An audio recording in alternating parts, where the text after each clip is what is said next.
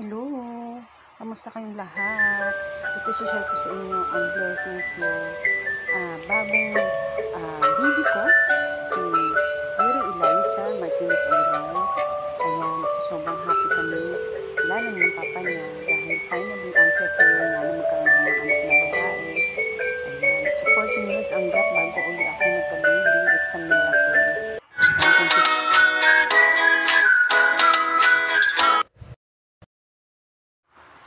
At ito nga, nagulat ako na nag-order pala ang papa niya ng multifunctional electric rocking chair. So, ayan. Actually, ang price niya is 2,970. Okay? So, sa Lazada. So, sobrang excited ako na first time ko lang din syempre magkaroon ng ganito ay na dati duyan lang. Ngayon, siyempre, special siya dahil babae na ang aking bunso. Talagang gusto ko maging overload kakyutan siya. I hope maging kamukha ako siya. So, may mini-me na ako. So, yan, binubuksan ko yung box na diniliver sa akin. And chinur ko lang na talagang ligit ka-scam. So, ang bigat niya, makapal ang mga bakal, at may manual naman siya. So, syempre, mahal din siya. Almost 3K din siya kasama ang charge. So, 3,000 ang binayaran. And, yan. Order ng papa niya. Okay, meron siyang charger.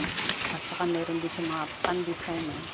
Nakita niyo naman kung yung mga design na a-assemble mo, ipagkakabit. May manual naman siya sa loob ng diniliver na karton. So, ayan.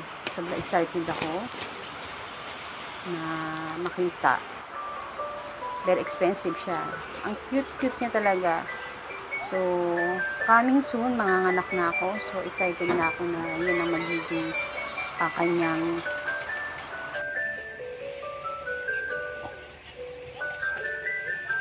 at ito nga, laki na ang tiyan ko.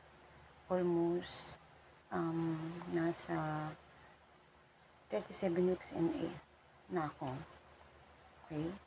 Pero sabi nga nila, yan ang mga proof ko talaga na yan ang aking ultrasound. Okay? So, September, ayan. So, talagang dumadaan ako sa paglilibor. So, kami